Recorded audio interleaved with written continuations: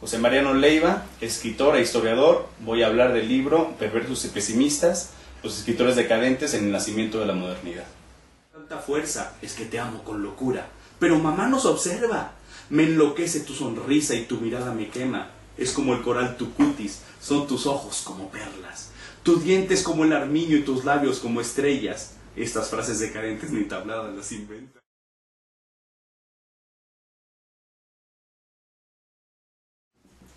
Los perversos y pesimistas en la literatura mexicana es probablemente el primer grupo de jóvenes escritores en México que lograron una combinación muy interesante y que se repitió en adelante: juventud, invectiva y excesos.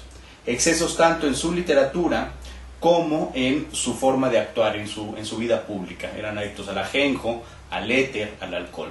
Me estoy refiriendo a José Juan Tablada, en su estricta juventud, lo mismo que Amado Nervo, Ciro B. Ceballos, Bernardo Couto, Alberto de Duc, que era el padre de Renato, todos ellos agrupados alrededor de la revista Moderna, la cual, como muchos críticos lo descubrieron desde hace muchísimo tiempo, es una revista que de repente lanzó a las letras mexicanas hacia un futuro que nadie esperaba a finales del siglo XIX en medio del porfiriato. Todos ellos acompañados por el artista plástico Julio Ruelas, el cual probablemente se recuerda casi más el día de hoy que los propios escritores, porque armó unas viñetas muy interesantes, brutales, violentas, que acompañaban a la literatura de los decadentes, que era igualmente terrible y que tenía una semilla de rebeldía muy concreta, que era ir en contra tanto del porfiriato de ese momento como del siglo XX que se avecinaba.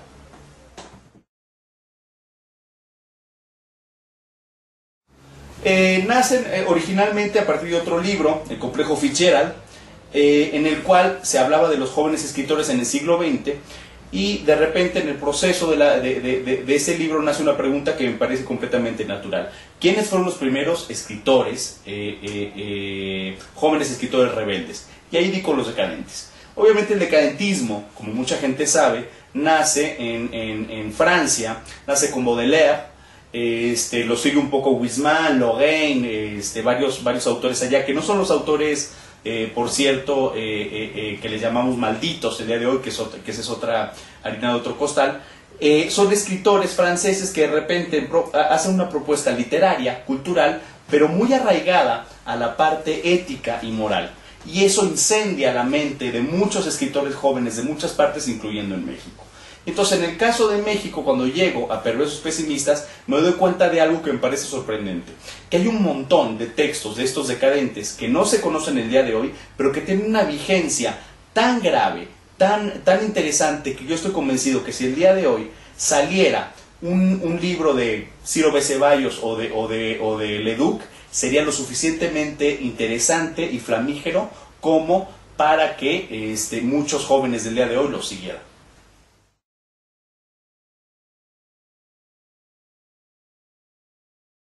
Los perversos y pesimistas son sobre todo autores del porfiriato.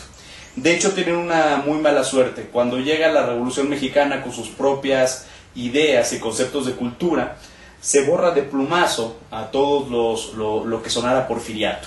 Entre ellos, incluso a los detractores, que eran los escritores decadentes, entre muchos otros.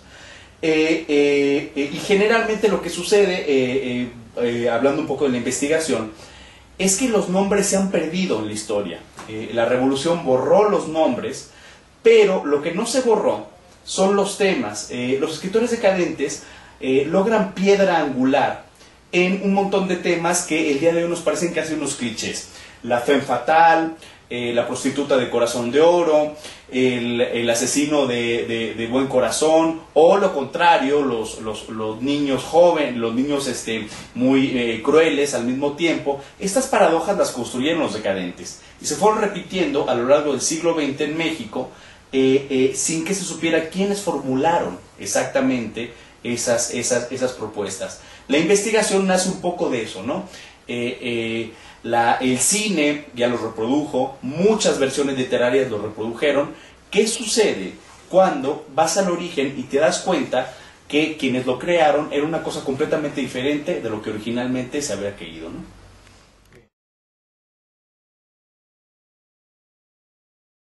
Mira, la parte de historia cultural a la que yo me dedico es probablemente una de las disciplinas o de las áreas de la historia menos conocida dentro del ámbito histórico.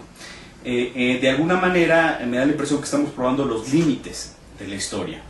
Esto quiere decir que tomar a la literatura, a la ficción, como una fuente histórica implica varios retos. Uno de ellos, por ejemplo, es darte cuenta que un escritor que vivió en 1890 no te va a dar una información fidedigna de la realidad.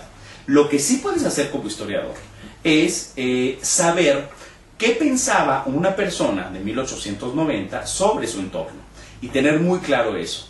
Y me da la impresión que conforme escribes ficción, como fue el caso de mi libro anterior, puedes enterarte más o menos de que la ficción no es esta cosa tan prístina como la quieren vender, no es tan pura de arte, y que la ficción está empapada de enojo, rabias, filias y fobias. Entonces lo que me queda concreto es que esas filias y fobias que como escritores armamos, a los historiadores de 100 años, si logran hacer el contexto prudente y bien armado, pueden armar una cosa muy interesante en tanto lo que les interese sea sacar información histórica. Bueno, por azares de la vida, generalmente saco un libro de ensayo y uno de ficción. Me gusta, me siento cómodo por el momento en este asunto, y al mismo tiempo saco como libros hermanos, así como el complejo Fitzgerald, que era el asunto de los jóvenes escritores a finales del siglo XX, tiene un libro más o menos hermano, que es Imbéciles Anónimos, la novela. Ahorita, Perversos y Pesimistas, es la parte ensayística, probablemente de una novela de largo aliento, que estoy armando, que es una novela que no tiene título y que sucede en 1901. Es una novela que ya renuncia al fin con la figura de los jóvenes escritores. Yo mismo ya no soy un joven escritor, afortunadamente, ya estoy en otro sitio, entonces los intereses van siendo otros. Pero sí sucede en 1901 y sí van a aparecer algunos decadentes, lo mismo que Espiritistas, que es mi primer libro de ensayo de historia cultural. Y tengo un asesinato, es un thriller al final de cuentas, me gustan mucho los thrillers. Es una especie de detective que resuelve esto y es un detective que está lleno de certezas. Un detective positivista al estilo porfirista, y que más que resolver o no el crimen, lo que va a suceder probablemente con él es que va a ponerse a cuestionar muchísimo sus certezas a partir de una serie de personajes que se le presentan.